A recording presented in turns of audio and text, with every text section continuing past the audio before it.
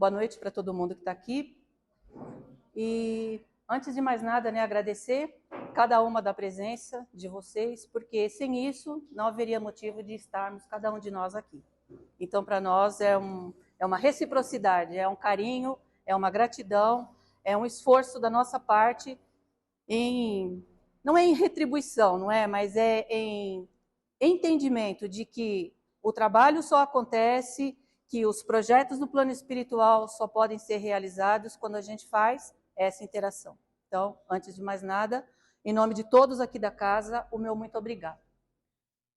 Já foi, Rose? Bom, a gente vai falar hoje sobre um pouco, né? Sobre o Sermão do Monte ou Sermão da Montanha. É um trecho bastante conhecido do Evangelho, não é, de Jesus. E aí a gente vai falando e vai fazendo a conexão dele com a espiritualidade, com o Evangelho segundo o Espiritismo, com a postura da casa, com o tratamento que a gente recebe, porque tudo está interligado.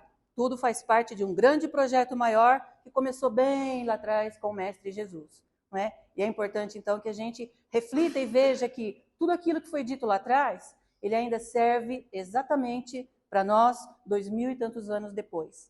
A mensagem é atual. Não é? Então, é sobre isso que a gente vai falar um pouquinho. Tá?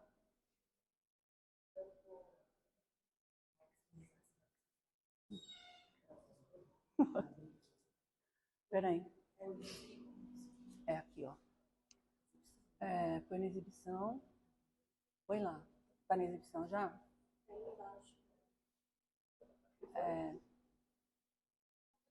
Apresentação, peraí. Posso ver? Pode. É a apresentação embaixo, por F5. Ah, tá, eu trabalho por ali. Vai. Não, mostra para ela como é.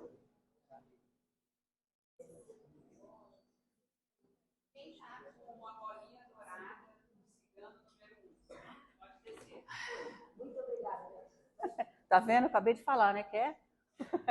A coisa da troca. Bom, então a gente vai refletir sobre a questão do Sermão da Montanha.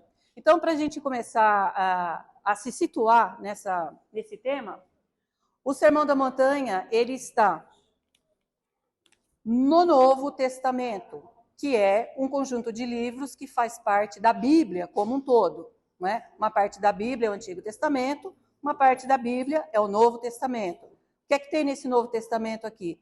Evangelho de Mateus, de Marcos, de Lucas, de João, Atos dos Apóstolos e Apocalipse. Não é? Então, é isso que a gente tem aqui. E no Evangelho, então, de Mateus, consta, com um pouco mais de detalhes, esta fala de Jesus, que atravessou o tempo, não é? Chegou até nós e chega. Estudantes, filósofos, pensadores, grandes pensadores, ainda se debruçam sobre esta mensagem que o Mestre deixou há tanto tempo atrás. Rose, por favor. Então, vamos lá. Apenas para a gente fazer uma passada rápida aí, né? Na internet, se a gente for pesquisar sobre uma das coisas sobre o sermão, a gente vai encontrar aquilo ali, não é? Que neste discurso, Jesus profere lições de conduta moral, ditando princípios que dão norma e orientação à nossa vida cristã. E aí algumas pessoas leem, falam conduta moral, vida cristã, a pessoa já vai levando para o lado do religioso. E aqui a gente sempre vai deixar claro que não é religião que está em questão. Não é? O discurso de Jesus, ele não tinha nada de religião. Né? Jesus não teve religião nenhuma e nem fundou nenhuma. A questão dele era o discurso que nos orientasse para a vida, para o nosso cotidiano, para o nosso relacionamento com Deus, conosco mesmo e com o próximo. Essa era a proposta de Jesus e é válida até hoje. Aí, Carlos Pastorino, sobre esse texto, ele diz o quê? Penetramos agora num capítulo da Boa Nova. O que é a Boa Nova? É o outro nome que se dá ao Evangelho. Onde todo cristão deveria ler, vivendo-o intensamente. E isso nos levaria à libertação dos ciclos reencarnatórios. E aí a gente fala assim, puxa vida, né? Existe um código, existe um manual de conduta, aonde se a gente não só lê, né? Porque ler qualquer um lê, até uma criança lê. Mas se a gente observar e praticar, a gente não precisaria estar indo e voltando, indo e voltando, indo e voltando. Porque é o que acontece conosco até agora, né? Nós encarnamos, desencarnamos, reencarnamos de novo e fica nesse jogo reencarnatório. Por quê? Porque a gente deixa para trás algumas lições, algumas condutas que precisam ser aprendidas. Para quê? Para a nossa evolução espiritual. Então Jesus não podia falar para aquele pessoal com esse nível de falar de evolução espiritual, de questões reencarnatórias. Ele deixou lá atrás a semente. Seu Júlio, lá embaixo agora, entidade-chefe da casa, ele brincou comigo, ele falou assim, você vai lá em cima falar, né? Eu falei, vou. Ele falou, vai falar do quê? Eu falei, Sermão do Monte. Ele deu risada. E daí ele falou assim, é só lembrar do que você ouviu porque você estava lá. E eu dei risada, né? Ele falou, não. Ele falou, todos estavam lá. Ele falou, encarnados ou desencarnados. Então veja que essa mensagem ela não é nova para nós. Nós, enquanto população que orbita na Terra, às vezes encarnados e às vezes desencarnados, nós já conhecemos esta mensagem. Apenas a gente vai de tempos em tempos tendo oportunidade de relembrar. Ora dita de um jeito, ora dita de outro, ora Jesus vem e explica um pouco, ora vem a espiritualidade e mastiga mais um pouquinho, porque a gente tem dificuldade de entender, né? Mas a mensagem vai atravessando o tempo. Por quê? Porque somos os mesmos. Estamos vindo, não é, no tempo, moralizando-nos aos poucos, evoluindo aos poucos, mas ainda tem bastante coisa para a gente alcançar. E ainda existe uma fala de Gandhi, né? Que essa é a mais famosa. Todo mundo que quer mencionar o Sermão da Montanha fala essa frase do Gandhi. Ele diz, se perdessem todos os livros sagrados da humanidade e só se salvasse o Sermão da Montanha, nada estaria perdido. Ou seja, na verdade, o que consta nesse sermão é o que muito nos interessa, tá? A gente não vai esgotar o sermão hoje porque seria impossível, né? O texto é pequeno, mas a profundidade, a discussão, as reflexões que poderíamos fazer, incluindo ele na nossa vida, comparando com as coisas que a gente vive, os medos que a gente carrega, os problemas, os traumas que a gente traz, a gente precisaria de uns 3, 4, 5 dias para isso. Vamos? Bom, então, o sermão e o Evangelho segundo o Espiritismo. Agora eu estou fazendo a conexão dos dois. Então, o que está lá? Kardec, quando estava na preparação desse material aqui, os mentores dele disseram que este livro aqui, então, ele seria para nós de uma influência considerável, porque traria questões de interesse capital, não só para o mundo religioso, mas também para nações, trazendo ali o que? Instruções excelentes. Por quê? Porque é conduta não só individual, como também coletiva. Está aqui isso. Né? Porque muita gente olha e fala, mais um livro de religião, mais um evangelho, né? Mas não é? A doutrina, ela é ciência, filosofia, e alguém resolveu dizer que ela também poderia ser uma questão religiosa. Mas antes de mais nada, é filosófico, tá? E depois, as matérias contidas nos evangelhos, estão aqui, nos evangelhos, podem ser divididas em 5 partes, é o que está aqui. Os atos comuns da vida do Cristo, os milagres que ele fez, as profecias que existiam antes dele ter vindo até nós, né? As palavras que serviram para o estabelecimento de dogmas da igreja e o ensino moral. Vira, Rose, por favor. Então, os espíritos acharam por bem, junto com Kardec, trabalhar essa 5ª parte, que era o quê? O aspecto moral. Porque todos aqueles outros, as profecias, os milagres e todas aquelas outras 4 coisas lá que foram mencionadas, até hoje tem gente que se debate, dizendo, foi milagre, não foi? Jesus fez, não fez? Estava morto, não estava? Ressuscitou, não ressuscitou? Entendeu? Sendo que a parte moral não tem discussão. Não é? Porque da maneira como Jesus coloca, ele aponta para nós o que é o certo e o que não é bom. Então, isso aí não tem discussão. Qualquer criatura, com religião, sem religião, de qualquer nacionalidade, é um código universal. Essa é a questão. Por isso, ele é indiscutível. Eu posso não realizar. Eu posso ler, eu posso entender, mas posso falar, não quero fazer. Mas eu não vou dizer que aquilo é mentira, tá? Rose. Bom, então aí a gente tem no Evangelho segundo o Espiritismo, metade deste Evangelho, que contém 28 capítulos, exatos 14 capítulos dele foram baseados em frases, em expressões de Jesus no Sermão do Monte. Então, este Evangelho segundo o Espiritismo, ele não saiu do nada, ele não nasceu do nada. Ele é um aprofundamento das palavras de Jesus.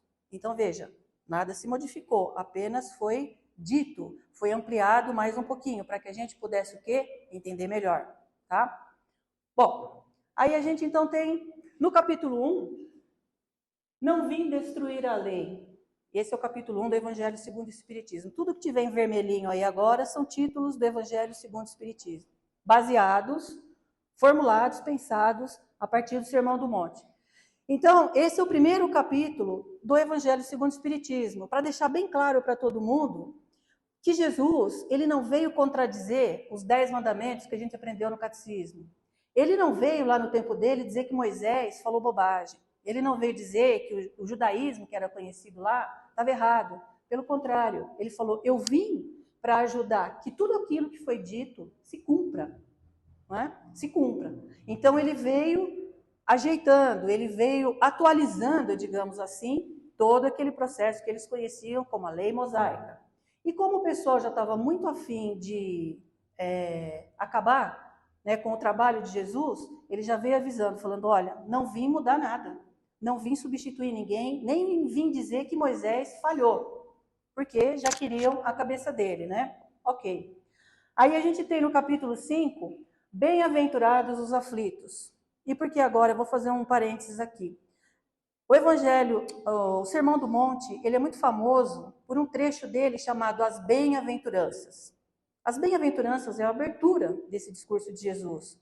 Mas dependendo da tradução, tem 7 frases, dependendo da tradução, tem 8, mas é aquilo que ele diz, né? Bem-aventurados os aflitos, bem-aventurados os puros de coração, bem-aventurados os misericordiosos, e aí vai, né? Então, as bem-aventuranças. E para nós, vamos combinar que é muito difícil a gente entender, alguém dizer para nós assim, bem-aventurados aflitos. Quem é que gosta de sofrer? Né? Porque a gente leva ao pé da letra. Quem é que gosta de sentir dor? Quem é que gosta de ter uma neurose? Quem é que gosta de ter um distúrbio dentro de casa? Então, daí o que os espíritos fizeram? Jesus falou aquilo. Deve ter dado uma explicada lá, não sei, né? Mas aí, aqui no Evangelho segundo o Espiritismo, os espíritos, então, eles colocaram em itens que nos ajudam a penetrar um pouco e a entender a minha própria aflição. Então, a gente tem itens ali como justiça das aflições. E aí alguém pode pensar, existe justiça na minha dor? Se eu estou sofrendo, existe um motivo justo para isso? Os espíritos nos explicam. Causas atuais das aflições e causas anteriores das aflições. Causas atuais das aflições. São coisas que eu faço nesta minha vida, nesta encarnação atual, e que fiz agora e deu ruim ali na frente. Escolhas erradas que eu fiz, tá? Agora, tem as causas anteriores das aflições que eu estou passando hoje. Então, isso traz para nós a noção profunda de que tudo em nossa vida é plantação e colheita, tá? Muitos de nós hoje vivenciam experiências ditas por nós desagradáveis, que a gente fala assim, por mais que eu olhe, por mais que eu pergunte, por mais que eu sonde a minha vida, nada aqui justifica isso que eu estou passando agora. Da onde saiu isso? Eu tenho um corpo saudável, como que essa doença me aparece agora? Meu filho estava bom, como é que ele morre aos 10 anos de idade, do nada? Não é? Então, aí vem toda a noção da... Precisa falar? Vou falar. Número 2, dourado, cigano. Não, tudo bem. Entendeu? Então, para nós, no nosso dia a dia, a gente cobra e muita gente fica com raiva de Deus. Muita gente começa a dizer assim, eu fui enganado o tempo todo, porque a gente aprende que Deus é bom, que Jesus é bom, que veio ajudar, e me acontece uma coisa dessa, alguma coisa está errada.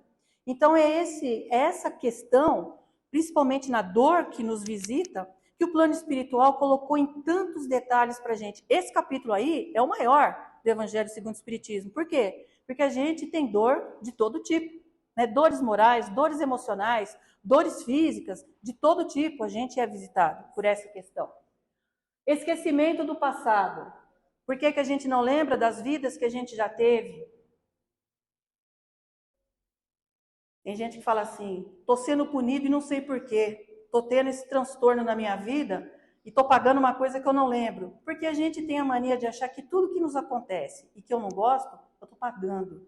E os espíritos nos ensinam, não é bem assim, tá? Então, a bênção do esquecimento faz com que a mãe tenha um filho, pega esse nenenzinho no colo. Já pensou em olhar para ele e falar, você foi aquele que me matou, assim, tinha jeito? Ia dar certo? Não ia. Já pensou você gostar de alguém e ver que o seu companheiro ou a sua companheira foi aquele que te roubou, que fez com a sua família? Então, veja, a bênção do esquecimento é uma sabedoria divina. Então, a gente não pode dizer assim, estou pagando o que eu não sei. Primeiro, a gente poderia abolir esta expressão, estou pagando. As entidades têm uma fala que eu acho muito interessante e gosto muito. Eles dizem assim, o plano espiritual é atento, é carinhoso, é misericordioso, faz por nós livramentos que a gente não tem nem a menor ideia. Agora, se tudo isso é verdade, e eles evoluem justamente para isso, né, para cuidar das crianças que somos nós, se uma questão difícil me visita, a entidade diz assim, é porque aquela dificuldade é importante para o seu espírito, é importante para a sua evolução. Não importa se é uma doença, se é uma morte na família, se é a perda de um emprego, se é uma companhia espiritual desagradável que está bagunçando minha vida.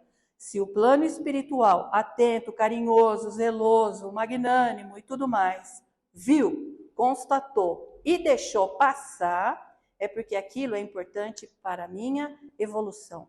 E nem sempre é resgate. Pode ser, dentro do meu mapa de vida, o desenvolvimento de uma virtude que eu preciso adquirir, como, por exemplo, a paciência.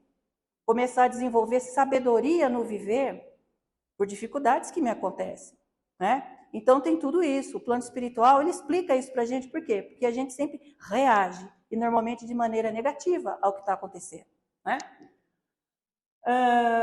Bom, e aí, ó, vê lá, suicídio e loucura, bem sofrer e mal sofrer, o mal e o remédio. O mal e o remédio sobre as questões que nos fazem sofrer, né? A felicidade não é desse mundo, importante dizer, né? A gente tem uma noção de felicidade muito infantil ainda. Na escala evolutiva, os espíritos dizem que nós, que estamos habitando na Terra, salvo aqueles pouquíssimos e raríssimos que estão aqui com uma missão especialíssima do mundo espiritual para nós, todos nós somos o quê? O rodapé da escala evolutiva, né? Quem está no planeta Terra está num planeta de dificuldades, não há exceção. A gente tem sim dentro de nós um ideal. A gente sabe que existe uma tal de felicidade que a gente corre atrás, confundindo muitas vezes com satisfação das minhas vontades, eu ter tudo aquilo que eu quero, né? Eu ter tudo aquilo que eu gosto, né? E a gente confunde, a gente acha que isto é a felicidade. Como você dá um brinquedo para uma criança que ela queria tanto, ela brinca 10 minutos, depois ela põe de lado, ela não quer mais, aquilo já perdeu o interesse. E assim é conosco, né? Então tem muita coisa para a gente pensar sobre isso.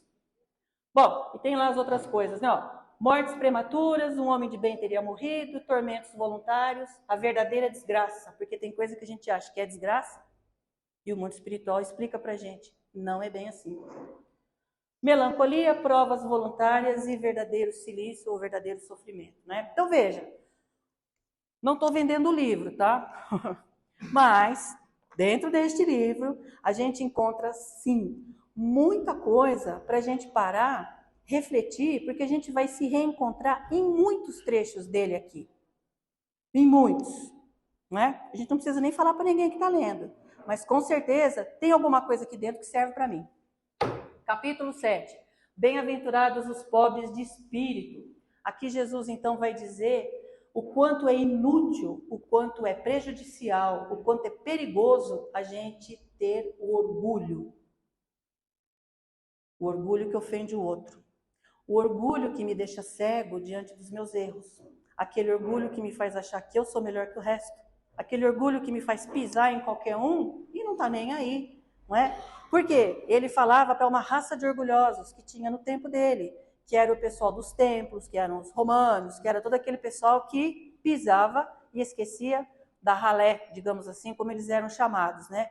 Então, este capítulo em especial tem um item que fala inclusive sobre o orgulho e a humildade. E Jesus diz que o orgulho é a grande chaga da humanidade. Olha só, é um detalhe, é uma palavra, mas Jesus coloca para nós o quanto isso é prejudicial. E, detalhe, normalmente a gente não se considera orgulhoso. A gente não, né, nós não temos a visão de nós mesmos. Se alguém fala assim, você é orgulhoso, fala, imagina. Eu sou uma pessoa dada, eu cumprimento todo mundo no prédio me conhece.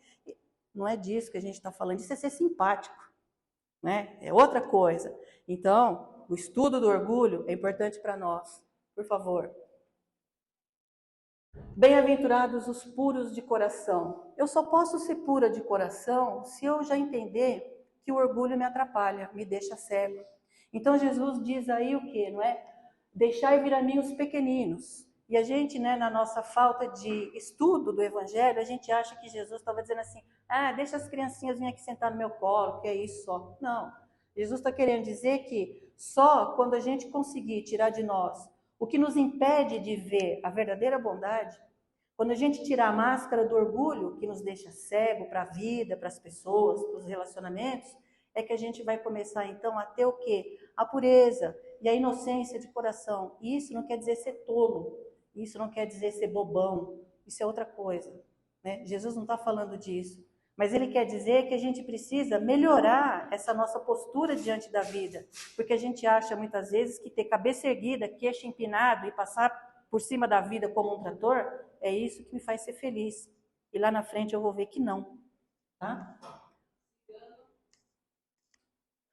Bem-aventurados os misericordiosos. Olha, primeira palavra que vem lá, perdão, né? Perdoai para que Deus vos perdoe. Reconciliar-se com os adversários. Jesus, ele vem explicando que no tempo de Moisés, eles conheciam o quê? Olho por olho. Matou, morreu. Furou, é furado. Entendeu? Roubou, perde a mão. E aí Jesus vem dizer o quê? Perdoa. Releva. Dá um passo adiante. Seja diferente deles, que faziam isso e achavam nisso uma boa. Porque é o que eles conheciam. E isso, essa troca, não é? O bateu, levou, matou, morreu, trazia uma satisfação para muita gente. E, na verdade, isso daí você não desenvolve aquilo que seria, na escala evolutiva, a misericórdia. Você vai ser sempre o quê? Um vingador. E Jesus, então, vem dizendo, não é bem isso que devemos fazer, não é? Então, ele já vem dizendo do valor do perdão. E aí a gente pergunta, né? Tem como eu perdoar sem eu ter abatido um pouco do meu orgulho? Não. Tem como eu perdoar sem eu ter uma mínima pureza de coração? De jeito nenhum, né? Porque eu vou achar que, imagina, fez isso para mim? Não, eu quero lá, né? Eu quero justiça. É o que a gente fala, né? E é uma furada danada. Vamos? Olha lá. Amai os vossos inimigos, pagar o mal com o bem, inimigos desencarnados, e se alguém te ferir na face direita, dê a outra. E fala sobre vingança, ódio e duelo. Então aqui, Jesus, ele vem dizendo para nós uma coisa bastante importante. Nesse trecho ele diz assim, se você tem uma diferença com alguém, uma diferença pesada, tenta resolver com essa pessoa enquanto vocês dois estão na mesma vida. Ainda que seja difícil, então a gente vai lembrar daí, bom, vou pôr meu orgulho de lado, eu vou ver as grandes vantagens que tem eu não levar nenhum desafeto, né, para quando eu for embora, porque Jesus diz o seguinte, eu tenho um problema com ela, sério, marcou a minha vida e marcou a dela, nós duas vamos desencarnar, uma de nós volta para a vida, a outra fica no mundo espiritual. Em algum momento, em alguma vida, não importa onde, quem encarnou esteja, em que país for, se era mulher nessa vida e tenha nascido homem na outra, mas a memória do que aconteceu nos acompanha onde quer que estejamos. Nós temos um HD de memória de todas as vidas que tivemos, do que foi certo e do que não foi tão bacana. Então, aquela que ficou no mundo espiritual vai achar. É um rastreio, entendeu? É um rastreio e vai me achar. E vai cobrar. Então, por isso, Jesus dizia, gente, a gente gosta de falar assim, não tá dando certo, é obsessor. Tudo é o obsessor. Como se a gente fosse o bonzinho da história, não é? E muitas vezes não tem obsessor nenhum, sou eu mesmo. Sou eu mesma que não vejo as minhas mazelas, não me reconheço no orgulho, não admito os meus prejuízos que eu causo para mim mesma, então é mais fácil eu dizer assim, eu não erro, é o Espírito que me persegue. Eu faço tudo certo, eu acho que Deus não está indo muito com a minha cara hoje, né? Então Jesus vai dizendo, olha, vai resolvendo aqui, por quê? Porque você vai limpando a fila de gente que quer vir puxar a sua orelha, né? A minha orelha, a orelha de cada um. A gente passa por isso? Passa. E lembrando, o que a entidade ensina pra gente, se eles deixaram passar, se eles deixaram chegar até mim, é porque vai ser bom para mim e para ele que está atrás de mim. Um de nós tem que tirar um proveito bom dessa situação, porque senão perdemos tempo. Aí nós vamos ter que fazer o quê? Oportunidades reencarnatórias, né? Sede perfeito, não. Que a mão esquerda não saiba o que faz a direita. Então Jesus está ensinando sobre a ostentação, sobre o nosso olhar sobre aqueles que estão ao nosso redor e que precisam, sim, conhecer o que é a fraternidade, a solidariedade. E por que ele aborda esse tema? Porque lá no tempo dele era muito comum as esmolas, né, como se diz aí, a coisa do templo de chegar lá e pôr o dinheiro. O ricão põe um sacão de dinheiro lá, mas Jesus, no Evangelho, diz o quê? Ele valoriza a viúva, pobre, miserenta, que chegou lá e pôs o centavinho que ela tinha. E ele fala, essa foi a oferta mais excelente que esse templo recebeu hoje. Por quê? Porque ela deu da única coisa que ela tinha. Ela não ostentou, ela não fez, ai gente, é o checão que eu estou dando aqui hoje, hein? Né? Como a gente vê tanto hoje em dia. Aqui, gente, né? Estou dividindo aqui o meu dinheirão com vocês hoje. Ó, lembra de mim lá na frente, né? Não, ela foi lá, miserávelzinha, e colocou. Então Jesus está dando um ensinamento para nós. Orar. Ora com discrição, porque lá o pessoal gostava de chegar na rua, e estou rezando, e estou orando, e estou fazendo para quê? Para todo mundo ver. A esmola era dada por aqueles vaidosos para todo mundo ver, não é? Então Jesus vai dizendo, não é isso não, tá? Entre os judeus tinha a prática do jejum, né? E muitos deles, para aparecer, né, para o povão ver, eles além de terem a cara de quem está com fome, ainda diz que passava um pouco de cinza no rosto para vir bem branco, para as pessoas olharem e falar, nossa, está sofrido, né? Você está de jejum, tá? Era o quê? A pessoa queria ganhar o confete. Jesus fala, não é isso não. Minha conversa com Deus tem que ser discreta, eu e Deus.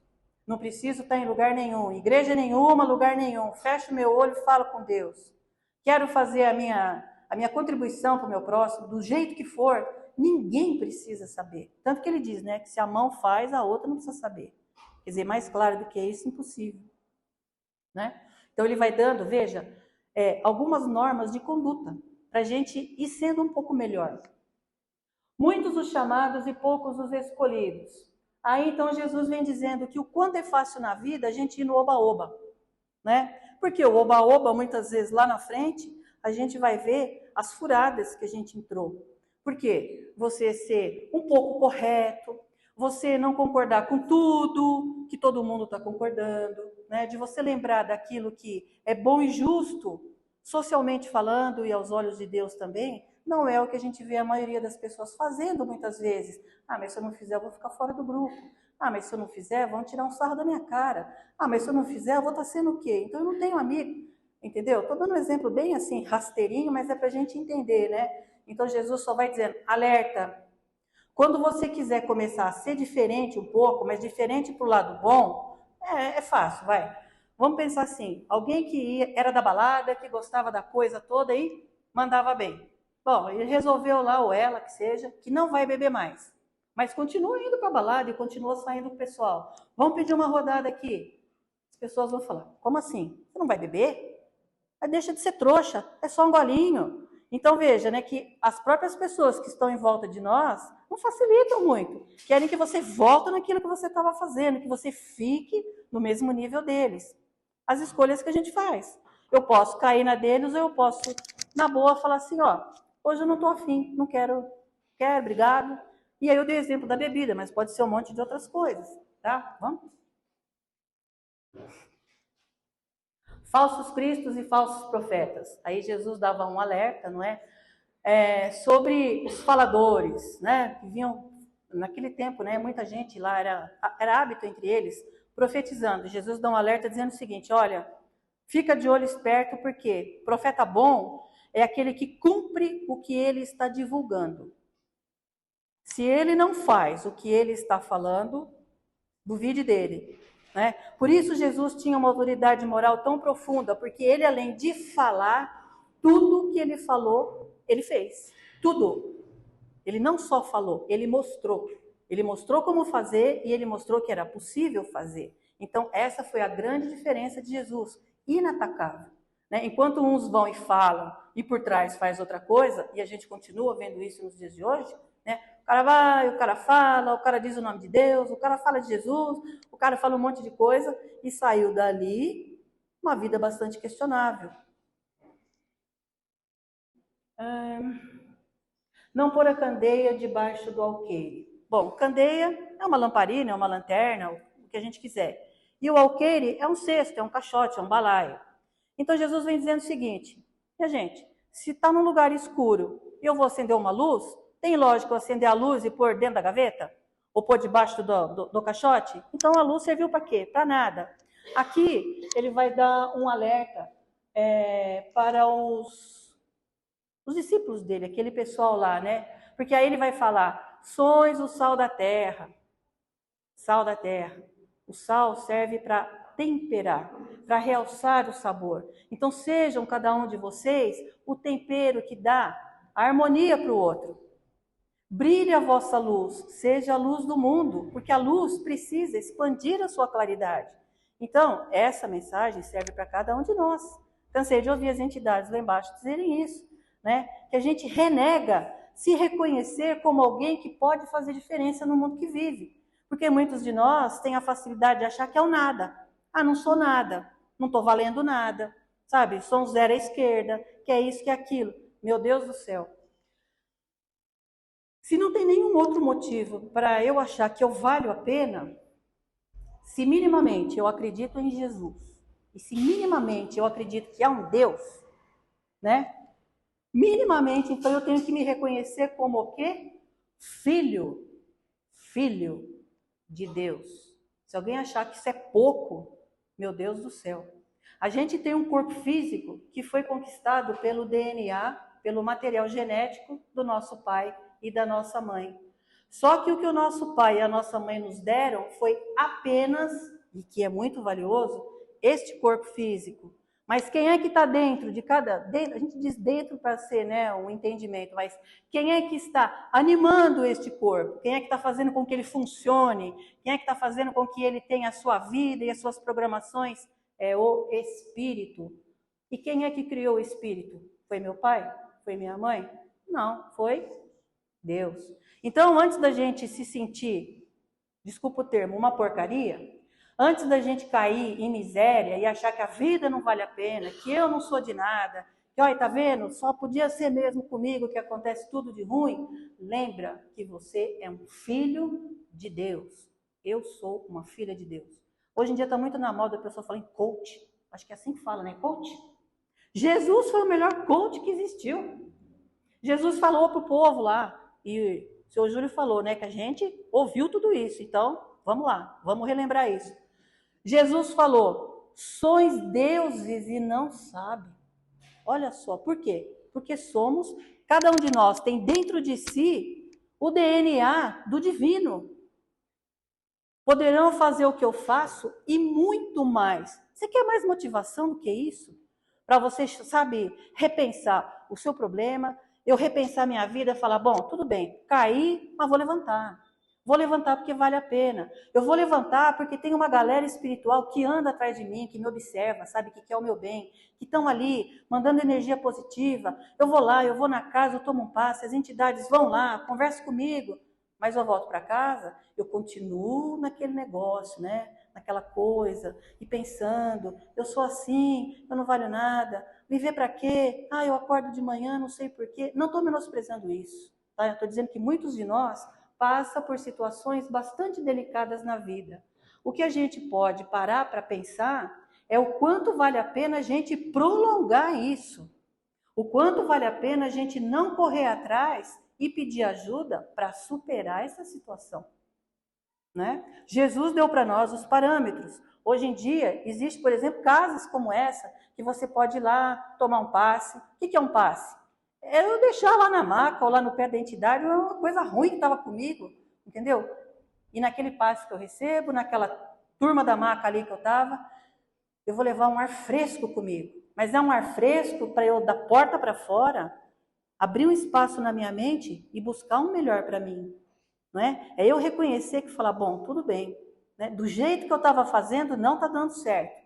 Do jeito que eu estava pensando, estou essa falência aqui que eu estou me vendo. Então eu vou o quê? Vou buscar uma alternativa. Gente, Jesus falou, sois deuses e não sabem. Podem fazer o que eu faço e muito mais. Não podemos esquecer disso. 2 itens ali. Buscai e achareis, pedi e obtereis. São dois itens que normalmente causam muita confusão. Porque se Jesus falou, né? Ó, buscai e achareis. Adoro aquela frase. Ajuda-te, o céu te ajudará. Quantas vezes eu estava com a corda no pescoço, e aí o pessoal fala assim, né? O pessoal ensinar, né?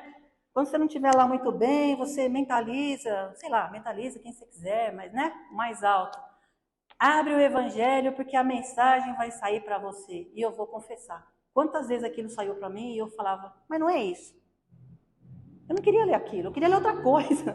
Entendeu? Por quê? Ajuda-te, o céu te ajudará. Se eu estou pedindo ajuda, ele está mandando eu me ajudar? Se eu pudesse, sabe como é que a cabeça da gente funciona? É desse jeito, né? Então, também escuta a entidade falar lá embaixo. Olha aqui, o tratamento espiritual funciona de que jeito? É meio a meio. Nós aqui, eles, né? Nós aqui vamos fazer 50%. A outra parte você tem que fazer. Porque não há milagre, né? Eu não vou chegar lá na entidade e puf, sair daqui agora, minha vida é outra. Não. Eu vim procurar ajuda aqui ou em qualquer lugar, né? Posso ir no psicólogo, a mesma coisa. O psicólogo não vai resolver minha vida. Ele vai me ajudar a me enxergar. Olha que legal. É o que acontece aqui de outro jeito. Né? Aqui ou nas casas, né, que a gente tem essa oportunidade. Você vai lá na igreja, o sermão que o padre vai falar e a explanação que ele vai dizer é a mesma intenção. Vai me ajudar a me enxergar, a ultrapassar dificuldades. O objetivo sempre é o mesmo. Né? Então, é sempre essa questão. E as entidades tentam deixar claro para nós isso. Porque se eles fizerem tudo para nós vamos ser o quê? Uns inúteis, espiritualmente falando. Vamos pensar sempre na comparação. Você tem um filhinho, pequenininho. Tá bom, ele é pequenininho, você tem que carregar no colo. Ele já aprendeu a andar. Aí você fala, não anda não, que a mamãe te carrega. Ou entra na escola, tem liçãozinha de casa para fazer. Ô, tadinho, tão pequenininho, deixa aqui, daqui que a mamãe te ajuda. Gente, nós vamos estar criando o quê? Um inútil. Um inútil, um sem responsabilidade. Né? Então o cara está com 6 anos, não anda não corre não, meu filho, né? Você vai cair e machucar. É a mesma coisa que o plano espiritual faz para nós. Ele ensina e diz, vai que eu te ajudo, mas você tem que ir. Você tem que querer fazer. Né? Eu tenho que querer aquela condição, seja lá o que for. Superar um trauma, superar um vício, superar uma separação, uma morte, não importa. Né? Superar um desemprego. Acerta a gente bem no peito, acerta. Mas eles falam, a gente ajuda, a gente é o suporte, mas eu tenho que fazer a minha parte. Então, muita gente diz assim, ajuda-te, o céu te ajudará. Olhai as aves do céu, não vos canseis pelo ouro. E aí, é legal porque Jesus fala assim, eu não sei, é uma ligação que eu faço, né? Eu enxergo esse trecho aí como Jesus já dando para nós o remédio para combater a ansiedade. Porque o que é ansiedade, né? É aquela agonia que a gente tem sobre o que está vindo pela frente, né? O daqui a pouco, o dia de amanhã, o ano que vem, a semana que vem, e vou para o médico e tomo remédio, e a tarja preta, e a falta de ar, e aquela sensação de que eu vou morrer, e da ansiedade para a síndrome do pânico é um pulo, né? E quando eu vou ver, eu já estou o quê? Um dependente de remédio, um dependente de médico, um dependente disso. E Jesus vai dizendo, opa, a cada dia o seu cuidado.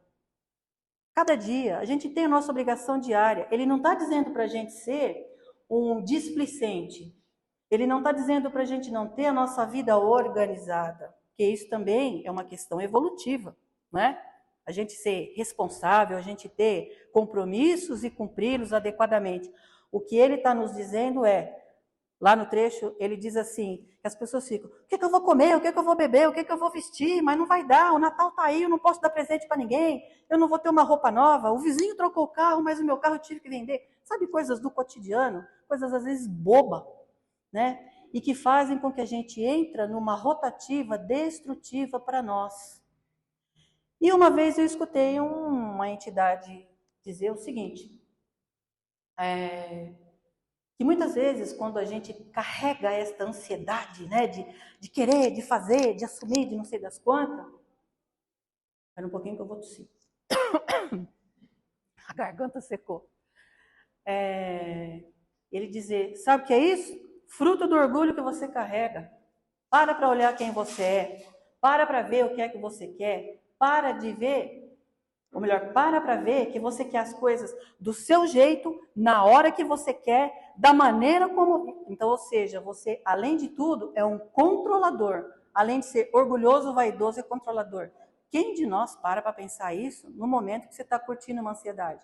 A entidade falou isso, na boa. Né? Então, são coisas que a gente não para, porque a gente não tem maturidade para enxergar aonde que eu posso fazer o aprofundamento disso? Aqui. Muito bom. E aí vem a condição do pedir e obtereis. Muitos de nós, então, por carregar esse orgulho que Jesus rebateu tanto, a gente fala assim, eu vou pedir para quê? Deus sabe tudo, Deus conhece tudo, Deus me criou. Eu vou pedir o que para Deus? Não vou pedir nada. Por quê? No próprio texto fala assim, não é? Antes mesmo de você pedir, vosso Pai Celestial já sabe o que você precisa. Aí vem a pergunta, mas, meu Deus, se o próprio Jesus está dizendo, né, pedi e obtereis, mas ele mesmo está dizendo que antes de eu pedir, Deus já sabe, gente, o que é a oração? Então aí nesse capítulo, os Espíritos vêm dizendo para nós o que é a oração, o valor da oração, e que é muito maior do que eu só pedir para ter as coisas. Então assim, ver se eu consigo me expressar aqui. Corpo físico. Corpo físico, para render, ele tem que ter comida, ele precisa de repouso, ele precisa de água, ele precisa de nutrientes, né, para ir adiante. Aí vamos pensar bem, né? Você pensa naquele pratão de comida que você mais gosta, seja lá o que for. Esse pratão de comida que você mais gosta faz teu espírito ser mais forte? Sim ou não? Então, o que é que fortalece o espírito? Arroz, feijão? Um bifão? Não é? A carne suculenta?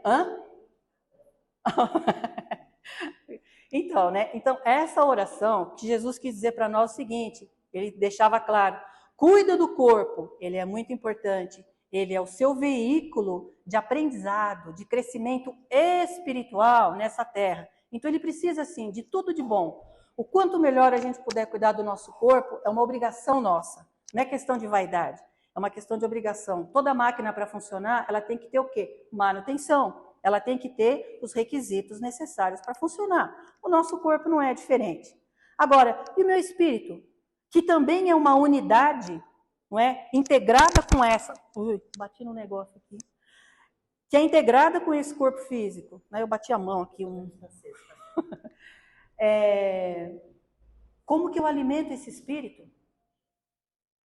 Então aí, aonde entra a coisa da oração. E Jesus diz, né, que não é pelo tanto de palavras que eu disser, que não é pela formalidade, ó Senhor que estás no céu, meu Pai glorioso, misericordioso, vós que sois toda luz, amor e poder. Esquece. Jesus falou que não é isso, sabe? Às vezes eu não preciso dizer uma palavra, mas basta que, por exemplo, Jesus diz, não é, ó, entra no seu quarto, fecha a porta. Aí tem gente que fala assim, tá, tem gente que nem quarto tem, então vamos sair, né, do ao pé da letra. Fecha os olhos, olha para dentro de você, sei lá, ajuda, põe a mão no seu coração, respira fundo, e se você só pensar, meu Deus, já foi. Essa ligação que Jesus queria que a gente tivesse, Porque nós somos, todos nós, uma soma de corpo e espírito. Do corpão a gente cuida bem. Vai para academia, come gostoso, faz de tudo. Se puder, dorme além da conta, exige férias. E o nosso espírito, que é quem vai tocar toda essa máquina, está lá, coitado, né? Chupando o dedo. Então Jesus, inclusive, para animar a gente, ele ensinou para nós o quê? O Pai Nosso. Oraçãozinha pequenininha, né? Mas se eu não rezar o Pai Nosso, Deus me ouve? Jesus explicou que mais vale a minha ligação com Deus. Não preciso dizer uma palavra. Se cada respiração que eu der, eu só falar, oh meu Deus, né? E manter essa ligação. Eu faço uma aposta com qualquer pessoa aqui. A gente sente que a nossa respiração já muda. A gente sente um bem-estar tão instantâneo, sabe? A gente experimenta uma coisa que pratão nenhum de arroz e feijão e bifão dá para nós. Porque a gente come aquilo que gosta e às vezes fala, oi, comi demais, né? Mas essa leveza que a oração pode nos dar é somente esses instantes que eu dou aquela paradinha para me entregar, para me relacionar, para eu interagir conscientemente com o mundo espiritual. E Jesus queria que a gente aprendesse isso também, porque isso é importante. Porque a hora de dar o nosso desencarne, o corpo fica, sei lá, vai para debaixo da terra, vai para o forno, não sei. E o espírito daí? Né? Porque o espírito não morre, não tem. Né? A gente já aprendeu que o espírito continua. Né? O espírito o quê? Sem instrução, sem educação espiritual, sem virtudes adquiridas, completamente desnorteado pela vida, não é? Desregrada que levou e ainda culpa o corpo, fala, não, o corpo está querendo. Né? Toda mazela reside no espírito. O corpo só é um coitado na mão dele, né? Então Jesus deu esses alertas para nós. Vamos lá? Obrigada.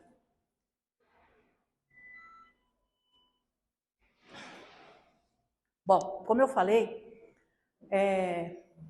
o texto no Evangelho de Mateus, ele não é longo. Capítulo 5, 6 e 7. É pouquinha coisa, tá? A profundidade dele é enorme. Eu hoje valorizei um pouquinho só das partes desse Evangelho, aqueles que pularam para cá, tá? Que talvez a maioria de nós tenha este Evangelho em casa. Então eu queria só relembrar para mim e para cada um que está aqui, que aqui tem muita joia preciosa. Aqui tem muito conforto, aqui tem muita orientação.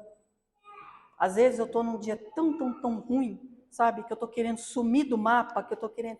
E às vezes aqui, sabe, a gente acha palavras tão confortadoras, mas não é a palavra melosa que eu quero ouvir. Como eu falei, né, ajuda-te que o céu te ajudará. Eu fiquei com raiva, né? Mas depois você volta, você lê, a gente amadurece, você vai entendendo como é que funciona a coisa, né? Aqui reside uma preciosidade. Quem tiver interesse, leia. Se você tiver lá o Novo Testamento na sua casa, leia, reflita nas palavras que estão ali, porque depois na parte final desse discurso, né, como ele é conhecido também de Jesus, há várias coisas que ele diz ali. Mas o arremate é esse aqui. Então, Jesus diz assim, aquele, pois, que ouve estas minhas palavras e as põe em prática, é semelhante a um homem prudente que edificou sua casa sobre a rocha. Cai a chuva, vem as enchentes, sopram os ventos. Investiram contra aquela casa. Ela, porém, não caiu, porque estava edificada sobre a rocha. Lembrando, a casa que ele diz ali é cada um de nós. A gente só tem estrutura para enfrentar as coisas da vida se você tiver base sólida. Muita gente pensa que base sólida é herança, que base sólida é um empregão, 2, 3 empregos. Jesus está dizendo que a coisa é bem mais além do que isso. Lembrando sempre que somos corpo e espírito. E daí continua. Porém, aquele que ouve estas minhas palavras e não as põe em prática é semelhante a um homem insensato que constrói sua casa na areia. Vem a chuva, vem as enchentes, sopram os ventos, investem contra aquela casa. Ela cai e grande foi a sua ruína. Deixo aqui a pergunta no ar. Quantos de nós já não foi a casa que afundou na areia? Quantos?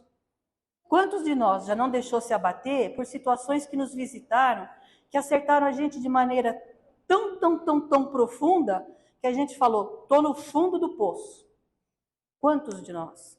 Então, fala assim, mas então quer dizer que Jesus resolve tudo? A gente não pode ser infantil e deselegante dizendo isso sobre Jesus. Jesus dá para nós parâmetros espirituais.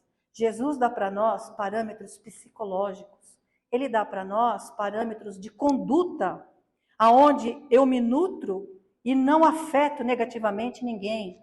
Ele vai dando para nós lições de vida, aonde você vai entendendo o funcionamento.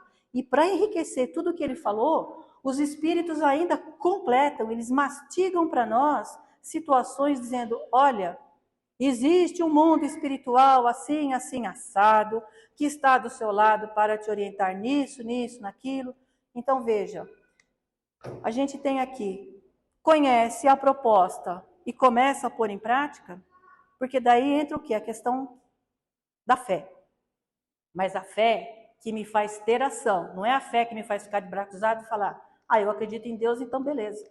Não preciso me esforçar, não preciso me preocupar. Não é isso, né? É a fé porque você está fazendo uma coisa consciente. Você está melhorando comportamentos porque você sabe que aquilo lá na frente te eleva, não te derruba. São as estruturas. E vamos falar a verdade, ninguém precisa levantar a mão aqui, a não ser eu. Quantos de nós já veio aqui, já esteve aqui no fundo do poço? Quantos de nós já chegou na maca em plena miséria? Quantos de nós acabou trabalhando com a espiritualidade para ser salvo de acabar com a própria vida? Preciso continuar? Já falei mais da minha vida aqui do que falei para muita gente. Entendeu? Então, é isso, né? A gente precisa ir achando os caminhos que nos resgatam. A gente precisa ir aprendendo a escolher. Isso me ajuda, aquilo não me serve mais. Entendi que isso é legal, mas aquilo ali foi um engano. Essa seleção que a gente faz nos torna mais maduros. A gente trabalha pelo nosso próprio bem. Essa era a intenção de Jesus. Jesus não tem a intenção de carregar a gente nas costas o resto da vida. Ele já falou isso lá atrás. Falou, está falado. Ele não vai voltar hoje e falar, minha gente, vão lembrar? Há 2023 anos atrás, nós subimos o morro e falamos isso.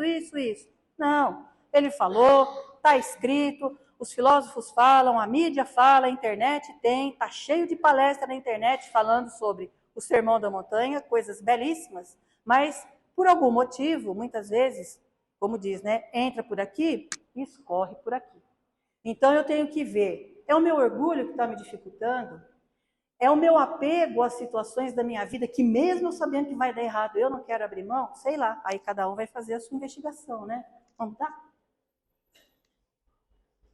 Tá, e aí tem algumas frases que eu peguei lá, aqui e lá, né? Olha, vós sois o sal da terra. Se o sal perde o sabor, para que ele serve? Para nada, para ser jogado fora. Se Jesus diz que nós temos o mesmo valor do sal, e na época dele, sal, gente, era uma coisa muito preciosa, viu? Não é como hoje, não, que a gente tem sal, sazon, sal grosso, sal temperado, sal rosa do Himalaia. Não, naquele tempo o sal era uma coisa cara e valorosa, não é? Então ele comparou.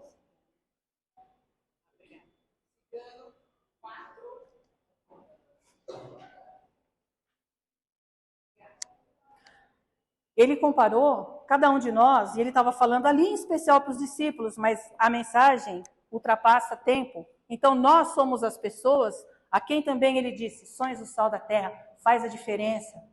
Seja a pessoa melhor no ambiente que você vive, queira ser melhor, queira ser diferente, goste de você, faça diferente, sabe? Porque não adianta a gente falar, assim, assim, assado, mas se eu faço todo dia do mesmo jeito, o resultado vai continuar sendo sempre o mesmo. Posso tomar passe toda semana, posso falar com a entidade toda semana, mas o resultado não vai mudar. Por quê? Porque a minha parte de 50% eu não fiz, né? E aí não tem remédio. Sois a luz do mundo, assim brilhe vossa luz diante dos homens. Por que Jesus tinha aquele carisma tão forte? Porque ele tinha autoridade moral. Jesus era de uma perfeição absoluta. Aí, alguns de nós podem falar, beleza, mas ele era Jesus. Aí a gente vai lembrar do ensino dos Espíritos, onde eles afirmam que Deus já não fez assim, e saiu um Jesus pronto. Na criação não há exceção. Jesus fez a mesma trajetória que nós estamos fazendo. Tá? Agora, a trajetória é igual para todos? Não. Né? Nós temos oportunidades iguais. Agora, como eu vou lidar com as oportunidades? É diferente. Eu posso aproveitar, o outro pode aproveitar, mas tem o outro que não. Eu ouvi o ensinamento, ignorei. Ela ouviu o ensinamento, falou, nossa, isso é bom para mim, eu vou fazer. Entendeu? Então, aqueles que vão ouvindo, vão criando, né, a sua fortaleza como se fosse a casa sobre a rocha, vão evoluindo. Então, Jesus não é um qualquer. E Jesus falava para nós, não da boca para fora, porque a evolução, a trajetória é igual para todos. As oportunidades são iguais para todos, né? Então, o que Jesus falou, muita gente fala assim, mas Jesus fazia porque ele era Jesus, como se ele já tivesse nascido pronto. E não, né? Todo espírito evoluído, ele fez a escala evolutiva, como nós estamos construindo a nossa. Então, quando ele diz, brilha a vossa luz, então é mais um estímulo que ele nos dá. Eu falei, né? Ele, eu acho que foi o primeiro coach universal não, da Terra que existiu. Ele fala, sois deuses e não sabe, sois o sal da terra, seja o tempero onde você estiver, sabe? Ele põe a gente para cima. Você tem luz, deixa essa luz brilhar. Como que um filho de Deus pode falar aqui? Não sou nada, não sou ninguém. Então ele vinha e puxava para cima. Não jureis de modo nenhum, porque naquele tempo tinha um critério de juramento, né? Juro por esse, juro por aquele. E Jesus, então, dá para nós um outro ensinamento. Se a gente tem o hábito, se a gente tem a conduta moral e não tem medo de dizer sim quando é sim e não quando é não, a gente fica livre de tanto enrosco na vida, é ou não é? Porque quantas vezes a gente concorda para não ficar chato? Quantas vezes a gente diz, pois é, então é isso mesmo, só para agradar o outro? Quanta coisa a gente diz, não precisa, não quero, por quê? Sei lá, pelo motivo que for. Isso causa para nós o quê? Angústia. Isso causa em nós desequilíbrio. Você soma uma mentirinha hoje, você soma vamos fazer para não ficar chato amanhã. Quando chegar lá na frente, você fala, poxa, né? Quando é que eu vou poder ser eu mesmo? Não gosto, eu vou falar, obrigado, não quero.